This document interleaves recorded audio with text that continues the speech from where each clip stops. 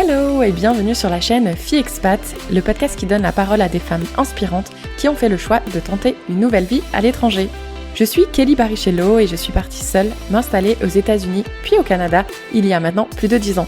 Que tu sois déjà expatriée / immigrée ou tout simplement curieuse de savoir comment est la vie en Amérique du Sud, en Afrique ou encore en Asie, ce podcast est fait pour toi. Toujours dans la joie et la bonne humeur, j'échange avec mes invités sur leur parcours, les difficultés qu'elles ont rencontrées mais aussi les moments forts. Et comme vous êtes de plus en plus nombreuses à nous écouter en dehors de la France, dans cette saison 6, mes invités et moi, on va te proposer des épisodes quelque peu différents des saisons précédentes afin de te partager certains de nos ressentis ou alors de t'apporter des conseils pour vivre mieux ton aventure. Et si tu souhaites rejoindre les coulisses de Fille Expat, je t'invite à t'abonner au compte Instagram. Le lien se trouve dans la description de cet épisode. Allez, attachez vos ceintures, let's go! Bonjour à tous. Alors oui, vous allez vite le remarquer, j'ai le sourire jusqu'aux oreilles aujourd'hui malgré la fatigue car mon invité se trouve en face de moi. Coucou Lorraine. Salut. En 80 épisodes de Fille Expat, c'est seulement le 3e que j'ai le privilège de faire en face à face. Ça fait un ratio de 4%, moi qui aime bien les chiffres. J'adore tellement ça. D'ailleurs, si un sponsor m'écoute et souhaite me sponsoriser pour que je puisse aller directement interroger mes invités en face à face, surtout n'hésitez pas à me contacter, je suis preneuse. D'ailleurs, ça serait un réel plaisir pour moi de cuisiner. J'ai cuisiné pour toi, mais on n'a toujours pas mangé. Non. On est bonnes françaises qui font durer l'apéro pendant 3 heures. C'est ça. Donc voilà, merci à toi Lorraine aussi d'avoir fait 1 heure de transport en commun pour venir chez moi. Parce qu'on se trouve à Montréal et donc merci d'avoir pris la place derrière mon micro. Et d'ailleurs, un big up à Manon, l'amie que nous avons en commun et qui nous a mis du coup en relation. Manon qui est actuellement en Égypte. On pense à toi et on t'envoie plein de gros bisous. Bon alors, es-tu prête à parler de ton expérience d'expatriation ? Je suis prête. D'abord, dis-nous ton âge. 33 ans. 33 ans, je vais pas dire toutes ses dents, mais si je le dis, c'est trop tard. Comme tu le sais, parce que je sais que t'écoutes plusieurs épisodes, dans la saison 5, je posais des questions vraies ou faux. Je le faisais pas pour la saison 6, mais ça m'a manqué. Donc du coup, j'ai décidé de le reprendre avec toi. Est-ce que tu es prête ? Oui. Allez, question numéro 1. C'est en Afrique du Sud que l'on trouve la plus longue route des vents. Oh oui, la route 62. Ouais, bravo. Et qui va de quelle ville à quelle ville ? Qui va de Robertson, George, Peut-être. un truc comme ça. Moi, j'ai lu entre Cape Town et Port-Elizabeth. Ah oui, non, alors oui, d'accord. Ouais, ça mais c'est... je pense que les tiennes, elles sont sur le chemin en tout cas. C'est ça. Ouais, donc c'est fou.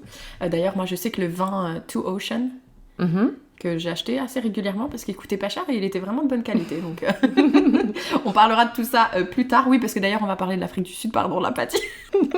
Ça va pas du tout. J'ai bu trop de vin. Deuxième question. Il y a 2 capitales en Afrique du Sud. Il y en a même 3. Donc, tu vas répondre faux. Faux.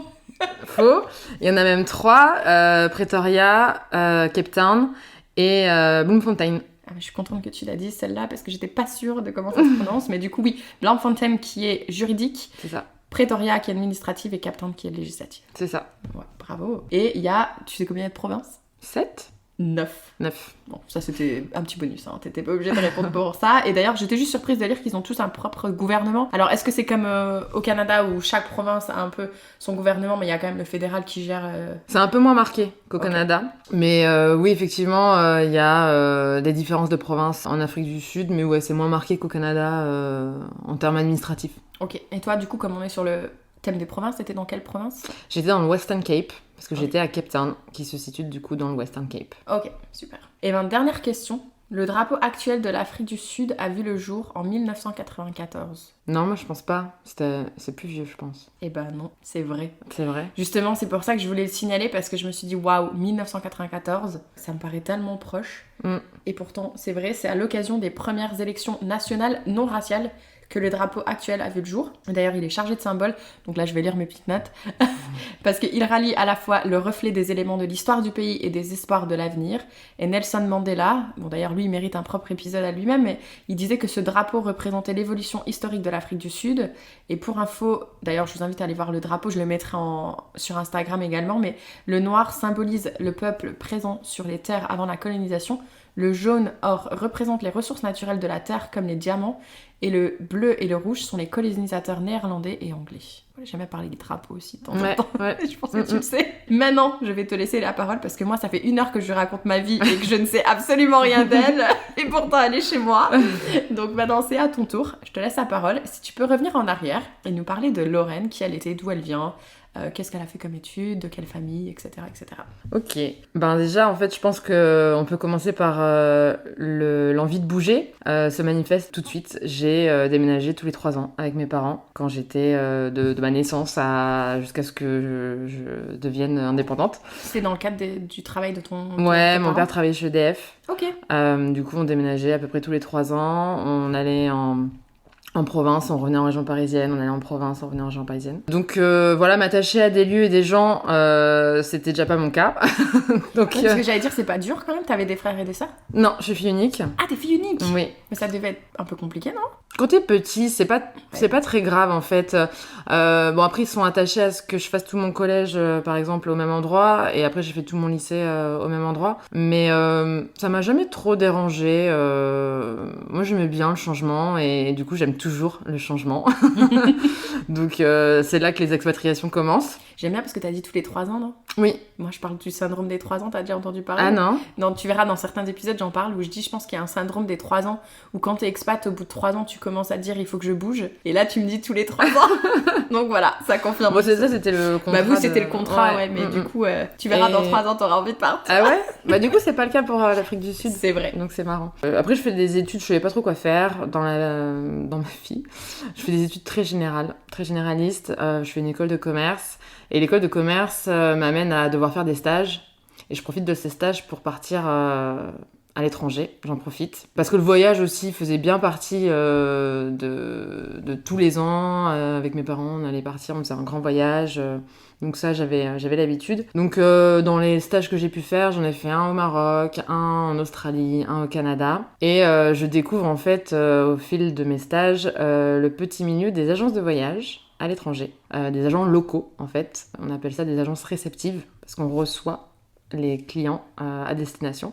Mais du coup, est-ce que tu les trouves déjà sur internet en avance ou c'est... Non, alors c'est soit l'agence sur place a son site internet et les gens du coup s'adressent à toi via un site internet. Ok. Soit tu travailles en B2B avec des agences en France qui t'envoient du coup leurs clients. Ok. Ouais, B2B, c'est business to business. Oui. Hein. Pour ceux qui ne savent pas. C'est donc une ça, entreprise qui communique avec une autre entreprise. Voilà. Du coup, c'est un tout petit milieu, le milieu du réceptif. Tout le monde se connaît au final, c'est incroyable. Et donc, je fais un premier stage en Australie, dans une agence réceptive. Derrière, ça m'emmène très vite dans une agence réceptive au Canada. Et derrière, en fait, je finis mes études et je me dis, bah moi j'ai envie de repartir là et de commencer ma carrière là-dedans. Contrairement à toi qui marche vachement à l'instinct, moi je suis beaucoup plus terre à terre et j'ai besoin de sécurité. Je suis jamais partie à l'étranger sans avoir trouvé un boulot avant. Non mais attends, ça c'était moi à 33 ans, j'étais comme toi, hein. J'ai un petit peu mûri, maintenant j'en ai 36, maintenant je marche à l'asta, mais avant j'étais comme toi. Ok.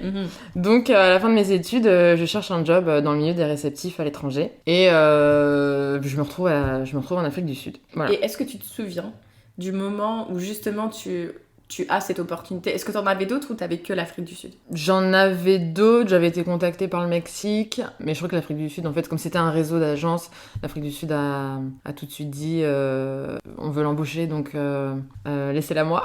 Ok. Mais tu connaissais rien de l'Afrique du Sud? J'étais déjà allée en vacances okay. Une fois, en plein mois d'hiver, en plein mois de juillet. À Cape Town et c'était horrible, il faisait 13 degrés alors qu'on quittait la France, il faisait 26 degrés, 30 degrés, on attend les mois d'été pendant toute l'année et on part en vacances au Cap où il fait 13 degrés. J'étais dégoûtée. Parce que du coup ils ont les saisons inversées? C'est ça, hémisphère sud. Ok. Voilà. Ouais, c'est vrai. C'est logique. Donc je connaissais, mais j'avais pas un super bon souvenir de Cape Town, en tout cas. Ok. Parce que du coup, est-ce qu'il y a eu un doute? Est-ce que tu t'es posé des questions? Ou est-ce que t'étais en mode non, Cape Town, ça me donne trop envie, j'y vais et je me pose pas trop de questions? Non, j'y suis allée. En fait, j'ai eu beaucoup de temps pour réfléchir parce que il a fallu faire un visa de travail avant de partir. Et l'Afrique du Sud, c'est un des pays... Enfin, je sais pas, je connais pas tous les pays du monde, mais un des pays où c'est particulièrement difficile d'obtenir un visa de travail. Ok. J'ai mis 6 mois à obtenir mon visa. Ouais, des problèmes d'envoi de courrier par la poste, enfin plein de trucs. Du coup, j'ai mis pas mal de temps et j'ai eu bien le temps de réaliser que j'allais partir. C'était un peu long d'ailleurs, parce que tu sais pas, aujourd'hui je peux dire 6 mois, mais à l'époque quand j'attendais, je ne savais pas combien de temps j'allais attendre. Donc c'était un peu dur, tout le monde me dit, mais en plus l'entreprise elle t'attend encore, t'es sûre? Oui, je pense. Parce que du coup, tu faisais quoi en attendant? J'attendais, ouais, je faisais rien. Tu peux rien faire, parce que tu peux pas commencer un job. J'avais eu l'opportunité peut-être de faire un CDD d'1 an pour remplacer un congé maternité, mais j'étais là, mais peut-être qu'en fait je suis appelée, enfin mon visa tombe demain, quoi, donc... Bon voilà, j'en ai profité pour repartir au ski, enfin voilà. Ouais. Parce que du coup, est-ce que tu regardes des vidéos, je sais pas, sur YouTube qui disent, qui t'informent sur l'Afrique du Sud? Est-ce que tu essayes d'échanger avec des expats qui sont déjà sur place? Même pas, j'ai même pas fait cette démarche. Tu t'es dit non, pas besoin. Non, j'ai même pas fait cette démarche. Okay. J'étais dans l'attente de mon visa, de nouvelles, et puis je communiquais assez régulièrement pour dire j'ai toujours aucune nouvelle avec l'entreprise. Donc, okay. Parce que l'Afrique du Sud, je pense encore aujourd'hui, et corrige-moi si je me trompe, mais ça a quand même des connotations à pas être très sécuritaire. Mm-hmm. Donc est-ce que tu te souviens un peu comment ton entourage a réagi quand tu leur as dit je pars en Afrique du Sud? Étant donné que j'étais déjà allée et avec mes parents en plus, ils savaient où est-ce que j'allais mettre les pieds. Non, j'ai pas eu trop la question. J'allais à Cape Town. Après, quand les gens connaissent pas forcément, ils peuvent pas savoir forcément, mais Cape Town, c'est une ville un peu plus sécuritaire que Johannesburg ou Durban. Non, j'avais pas trop ce sentiment-là. Non, j'étais sereine. Ok. Non. Du coup, recherche de logement, etc. T'étais en mode... Même pas. Je suis partie. Et tu me dis que t'as besoin d'avoir des... Mais j'avais un job. Ok. J'avais un job. C'est vrai qu'on nous dit, il faut avoir un job. Si t'as une job à Montréal... À Montréal. Big up aux Québécois. Si t'as une job, du coup, t'es bon. Ouais. Mais quand même, il faut bien que tu dormes quelque part. Ouais, mais j'ai pris un Airbnb pendant 4 jours. Ok. Et pendant 4 jours, mon but c'était d'avoir tout bouclé. Trouver un hébergement, acheter une voiture, wow. ouvrir un compte en banque. Toutes les démarches qu'il fallait pour avant de commencer à travailler, je voulais toutes les faire en 4 jours. J'ai réussi.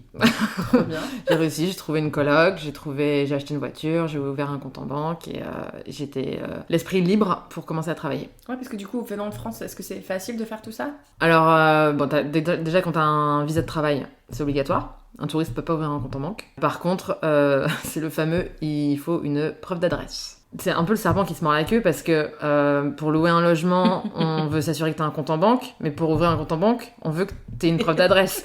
Donc les démarches au début sont vraiment... tu te confrontes à l'administratif sud-africain et là tu te dis waouh. Mais tu sais, je pense que c'est partout pareil. Oui. Même là, quand je suis rentrée en France, ça a été le même bordel. Mais du coup, toi, t'as fait comment? C'est quoi ton petit conseil si quelqu'un arrive? Non, j'ai réussi. Je suis tombée sur des propriétaires assez sympas qui m'ont fait signer un bail. Je suis tout de suite allée ouvrir le compte en banque à la banque qui était au pied de l'immeuble. Et voilà, j'ai réussi à tout faire en même temps. C'est juste qu'il faut prendre le pli, de la lenteur, de faire tout en anglais avec des accents très différents. Donc voilà, après, acheter une voiture. Bon, j'avais des fonds en France. Tu payes cash ta voiture, donc c'est bon. Voilà, puis là, j'ai commencé à travailler. Donc en tant que conseillère voyage pour vendre l'Afrique du Sud à des Français. Trop bien. Est-ce que c'est facile de vendre l'Afrique du Sud aux Français? Vends-nous l'Afrique du Sud. L'Afrique du Sud, destination complètement dépaysante. Si vous voulez faire du safari, mais pas que, c'est là qu'il faut aller. Parce que toutes les destinations Kenya, Tanzanie vont être très portées safari. Quand l'Afrique du Sud va offrir du safari, mais aussi des plages, de la route des vins, des beaux paysages, des randonnées. Il y a même un canyon, le 3e plus grand canyon au monde. Des villes. Comme Cape Town, comme Johannesburg, comme Durban. Donc c'est une destination super familiale. Pour faire aussi de la lune de miel, tu peux faire de l'extension balnéaire au Mozambique pour les lunes de miel. C'est une destination sur laquelle tu n'as pas de décalage horaire avec la France. Il y a des vols de nuit. Tu pars à 22h de Paris et 10h du matin, t'es le lendemain du coup trop bien. En Afrique du Sud. C'est une destination qu'il faut visiter. Ouais, en plus, du coup, tu sais, je prépare quand même un petit peu mes épisodes. Même si je ne sais rien de toi, je prépare quand même un peu sur l'Afrique du Sud. Et du coup, oui, je disais qu'il y a quand même nettement moins de touristes qui vont en Afrique du Sud comparé aux États-Unis.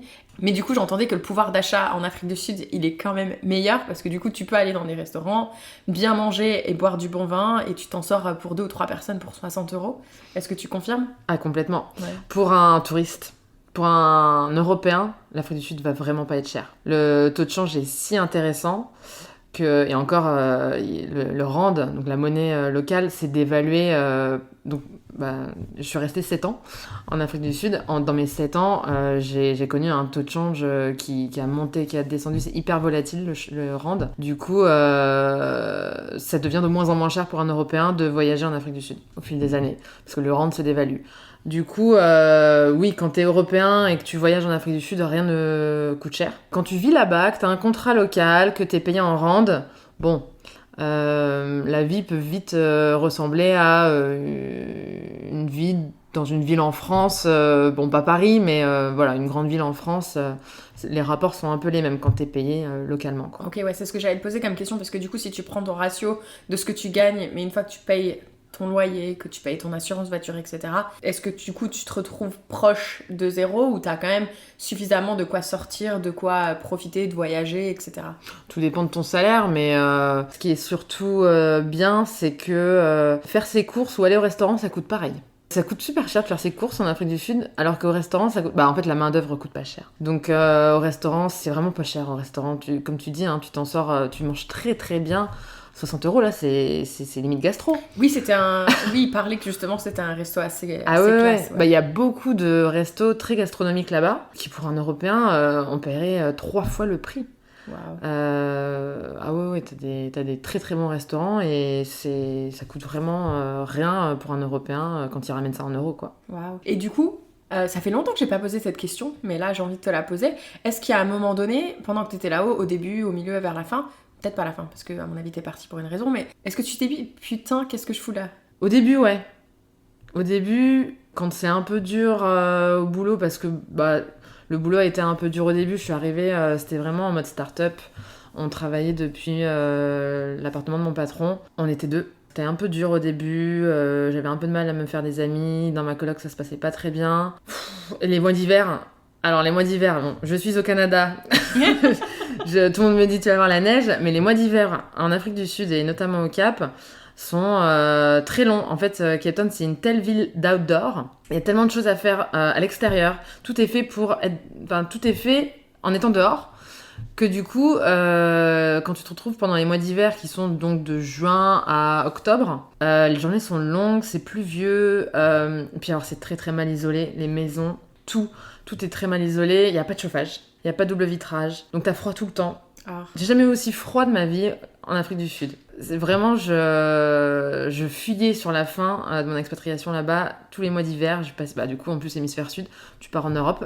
Oh, punaise. Tu pars en Europe et tu vas connaître l'été parce que vraiment, l'hiver en Afrique du Sud, je le vivais très mal. Tu n'avais chaud que dans tes trajets en voiture où tu mettais le chauffage à fond parce que, chez toi, il fait froid, au restaurant, il fait froid, au bureau, il fait froid. Oh, l'horreur. Voilà. Est-ce que tu dirais que c'est ça qui t'a poussé à partir ? Non. Mais ça a un peu aidé ou pas du tout ? Non, parce que quand même, les mois d'hiver s'oublient vite quand on est en été de novembre à avril. Ouais, c'est ça. Oui, parce l'été est vraiment long. Oui, parce que t'as pas encore vécu l'hiver canadien, c'est ça ? Si, je l'ai connu. Une petite partie ? Oui. Là, il est vraiment long. Il est quand même vraiment long. Moi, ça a été un des critères qui m'a un petit peu poussée. Mais on en reviendra avant un peu plus tard, il y a une question que j'ai envie de te poser avant. C'est que du coup, tu me disais que tu travaillais pour ton patron dans son appartement. Est-ce qu'il était d'Afrique du Sud ? Ou est-ce qu'il était... Non, c'est une boîte française. Ok, boîte française. Une boîte française, ouais. Parce que moi, en fait, j'ai pas grande expérience avec l'Afrique du Sud, mais celle-là, je peux la partager parce qu'il parle pas français, donc je sais qu'il n'écoutera pas ce podcast. Mais moi, j'ai eu une très mauvaise expérience avec un collègue d'Afrique du Sud dans mon entreprise à Chicago. Donc, il était d'Afrique du Sud, je crois que je l'ai déjà dit.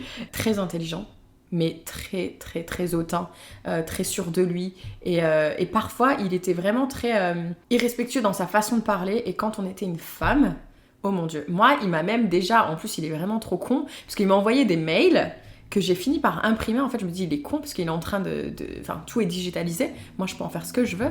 Au point que j'ai dû imprimer mes emails et les donner à mon manager. Parce qu'en fait, il me parlait, mais vraiment d'une façon qui était inadmissible dans une entreprise. Et en fait, les gens, mes collègues me disaient, non, mais tu vois, c'est Dany, tu comprends. C'est parce qu'il est d'Afrique du Sud, machin. j'imagine que c'est pas l'image que je devrais me faire basée sur une personne, mais du coup, moi, c'est un peu l'image que j'ai.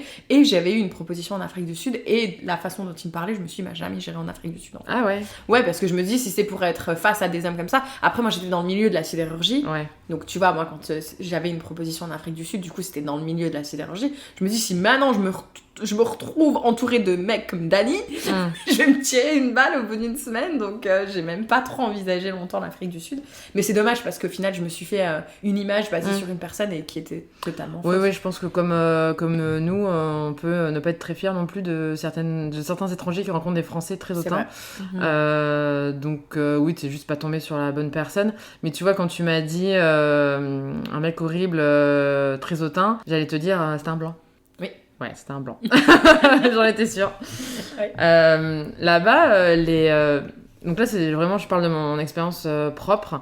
Là-bas, les races, c'est un truc qui est dans le quotidien. Bah, quand tu vois que le drapeau, c'est de 1994, c'est frais dans la tête de tout le monde. Ah, mais il va falloir des générations pour changer les mentalités. Parce que donc les races, c'est quelque chose qui est au cœur, en fait, de tous les rapports sociaux. Après, on parle ouvertement, les blancs, les noirs, les colordes. C'est donc, les colordes, c'est on va dire des métis, mais tu peux avoir des colordes très clairs comme des très foncés. C'est en fait à l'origine, les colordes, les esclaves des colons. On les appelle au Cap les Malais, parce qu'ils venaient de Malaisie, d'Indonésie, des Philippines. Donc ils sont déjà un peu typés et ils se sont vachement mélangés. Donc voilà, c'est devenu les colordes. Ils sont arrivés aussi avec toute leur culture culinaire et tous leurs épices. Donc il y a vachement il y a la cuisine cap-malaise au Cap qui est très identifiée avec plein d'épices. Beaucoup de cumin, de la coriandre, voilà, des épices qu'on trouve plutôt en Asie qu'en Afrique. C'est cool parce que ce que j'ai fait à manger, c'est un peu asiatique du coup. Ah bon. Et quand je cuisinais, je me dis putain, j'aurais dû faire des recherches sur ce que c'était la spécialité d'Afrique du Sud et faire un truc similaire. Mais oui, j'ai aussi entendu que du coup, si t'as envie de découvrir le monde, il suffit d'aller en Afrique du Sud. Ah ouais, il y a tellement de melting pot, j'ai envie de dire, de mélange, surtout au Cap. Il va y avoir plein d'expatriés, des Américains, des Hollandais, c'est un peu les cousins, les Hollandais, des Anglais. Après, bon, bien sûr, il y a des Français, des Espagnols, des Belges, des Suisses. Mais même entre eux, voilà, t'as des Blancs, des Colordes, des Noirs qui vivent au Cap. Tout le monde ne vit pas au même endroit. Au Cap, notamment, en plus, ça se mélange pas trop. Il y a les quartiers qui vont être plus Colordes, des quartiers qui vont être plus blancs, puis les quartiers plus noirs. Après ça, tu dirais pas que c'est un peu comme dans toutes les grandes villes, au final ? Bah, à Johannesburg, ça se mélange beaucoup plus. À Johannesburg, t'as une vraie classe riche noire. Et cette classe riche peut se retrouver, du coup, dans des endroits où sortent les Blancs aussi. Donc ça fait un mélange, en fait. Parce qu'au Cap, c'est saisissant. Bon, moi, après 7 ans, je m'étais habituée, mais c'est vrai que quand des gens venaient me voir, ils étaient saisis par... tu rentres dans un restaurant, tous les clients sont blancs, tous les serveurs sont noirs. Je le voyais plus, moi, à la fin, ça. Mais à Johannesburg, on a moins ça. C'est beaucoup plus mélangé, parce qu'il y a effectivement cette classe noire riche qui peut se permettre de se payer la même chose que des blancs. Et on les voit, ces gens-là, c'est cette classe noire riche de Johannesburg, on les voit... venir au Cap pendant les longs week-ends de Pâques. On les identifie tout de suite. C'est vrai ? Ah oui. Bah, les Noirs du Cap, n'ont pas... ils sont très bling-bling. Oui, j'allais dire par rapport à leur façon de s'habiller, etc. Ils sont totalement différents et les Noirs du Cap sont pas du tout sapés de la même façon que les Noirs de Johannesburg. Mais du coup, ils communiquent quand même ensemble ou... Oui. Bah, après, il y a 13 langues officielles wow. en Afrique du Sud. Donc, il y a plein de langues. Bah, la première parlée, c'est le Zoulou. La deuxième, c'est le... En 7 ans, j'ai pas réussi à le dire correctement et avec un accent, mais c'est le Xhosa. Oh Xhosa. Ouais. Avec les claquements de langue. Ouais. Ça s'écrit Xhosa. Troisième langue la plus parlée, c'est l'Afrikaans, la langue des colons blancs. Et la quatrième, c'est l'anglais. Donc l'anglais est vraiment pas la langue première de tout le monde, mais elle est parlée quasiment par tout le monde. C'est ce que j'allais te demander, si tu vas aller commander à manger ou etc. En général, tout le monde... Tout le monde parle anglais. Faut vraiment aller dans la campagne, au fin fond, dans les fermes, pour tomber sur des colordes qui ne parlent qu'Afrikaans.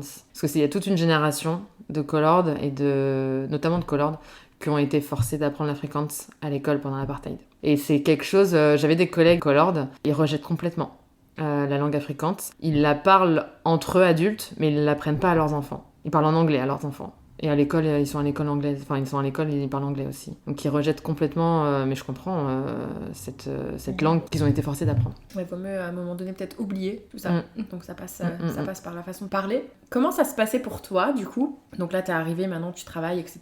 Donc c'était une start-up, donc toi en plus c'est un peu des conditions un peu différentes. Mais c'était quoi ton rythme de vie? Par exemple, travail lundi, vendredi, etc. Ouais, bah c'est ça. Du lundi au vendredi, faut prendre sa voiture pour aller au travail. On marche pas au Cap. Non, pas de trottoir. Il y a pas de trottoir. C'est vrai? C'est pas fait pour marcher, puis c'est pas très recommandé. Mais en fait, dans la rue, ça va aussi te saisir que tous les gens sont de couleur, mais parce qu'en fait, tous les blancs sont dans leur voiture. Les distances sont grandes aussi, et ouais, on marche pas. Ça, c'est un truc qui m'a énormément manqué. Et quand je rentrais en France, que j'arrivais à Paris, je voulais jamais prendre le métro. Je voulais toujours aller d'un point A à un point B, même si ça me prenait 1 heure, mais je voulais marcher. Parce que ça manque quand même énormément. Aujourd'hui, à Montréal, je suis aux anges de pouvoir autant marcher. Il y a quelques endroits à Cape Town où tu peux marcher, le waterfront, la promenade à Sea Point, mais c'est juste pas dans les habitudes. Hein. C'est même pas que ça soit pas recommandé, c'est que juste c'est pas dans les habitudes. C'est pas recommandé. Alors là, pour le coup, de nuit, tu marches pas seule de nuit dans une rue non éclairée. Ça c'est une règle. T'évites les gares. Tu vas pas dans les townships toute seule. Tu évites les gares? Bah les gares. Mais si ton train arrive et qu'il fait nuit. Ah non, mais il y a pas de train là-bas. Ah ok. Non, c'est les gares, c'est juste pour décoration. Bah, il y a des trains, mais ils marchent très très mal. Ils marchent très très mal. Il y a pas de transport en commun en fait. Il y a un bus, mais qui passe pas partout. Mais vraiment, tout le monde a sa voiture là-bas. Ouais, tu vois, moi qui pense, là je pense un peu en mode je suis digital nomade, donc en gros, je vais pas m'acheter une voiture parce que je vais être là temporairement, mais du coup je peux pas prendre les transports en commun. Ah bah du coup le Uber ça coûte pas cher. Ah ok. Ouais, bon. Par le coup là, du Uber tu traverses la ville pour 5 €. Ok. Ouais, j'exagère peut-être 5 €, mais c'est vraiment pas cher, ça marche très bien le Uber, mais sinon si tu vis là-bas au moins 1 an, t'as une voiture. Donc mon rythme de vie, pour répondre à ta question, c'était du lundi au vendredi, tu pars au boulot en voiture, tu reviens, et le week-end, c'est ça qui te fait tenir là-bas. C'est qu'en fait, le week-end, tu peux te sentir complètement en vacances. Tu vas à la plage est dans la ville. Table Mountain, au milieu de la ville, qui est un terrain de jeu de randonnée énorme en fait. Tu as plein de sentiers de randonnée, tu montes en haut de la table et tu vois plus la ville, tu vois juste la nature, la mer de chaque côté. Tu te crois en vacances. Tu pars dans les vignobles qui sont à 45 minutes du Cap, tu traverses des champs, tu te croirais à la campagne. T'as vraiment une déconnexion totale. Tu peux déconnecter totalement tous les week-ends. Donc ça te fait tenir pour toute la semaine. Et puis il y a tellement de choses à faire. L'été dure tellement longtemps que y a tout plein de concerts en plein air, de festivals. Il y a le fameux Africa Burn qui est un copier-coller de Burning Man aux États-Unis. Africa Burn, c'est pareil, ça se passe dans le désert du Karoo. C'est à 3 heures de Cape Town. Ça devient de plus en plus connu. Ouais, j'allais dire, j'étais pas du tout au courant de ça. Ouais, ça devient de plus en plus connu. Bon, moi, je l'ai pas fait, mais tous les gens qui ont fait en sont revenus toujours enchantés. Bon, bref, voilà, des festivals, toujours plein de trucs à faire. Beaucoup d'activités sportives en fait à faire. Là-bas, ils sont très sportifs, du surf, du kitesurf, de la planche à voile, énormément de randonnée, comme je l'ai dit, de la plongée. Tout ce qui est mer et montagne en fait. Trop bien. Mer et montagne, là-bas, t'es entre deux en fait. La ville est entre la mer et la montagne. D'ailleurs, c'est pour ça qu'elle s'est arrêtée de s'agrandir, parce que après, on pouvait plus construire quoi. Donc c'est ça, plus de place. Puis ils mettent un grand point d'honneur à préserver leur nature. Ils sont assez attachés à ça, surtout qu'en Afrique, on découvre à quel point les ressources comme l'électricité et l'eau sont précieuses, parce qu'on l'a pas toujours. Et voilà, c'est déjà la fin de la première partie de ce témoignage. Libre à toi si tu as le temps de pouvoir écouter la suite. Je te l'ai déjà mise en ligne. Si tu n'as pas le temps, je comprends parfaitement. C'est pour ça que je te l'ai coupé à un endroit stratégique. Et on te retrouvera plus tard pour la suite de son témoignage. Et n'oublie pas de t'abonner à la chaîne Fille Expat si tu ne souhaites rater aucun épisode. C'est gratuit et c'est disponible sur toutes les plateformes de podcast en un seul clic. À très vite!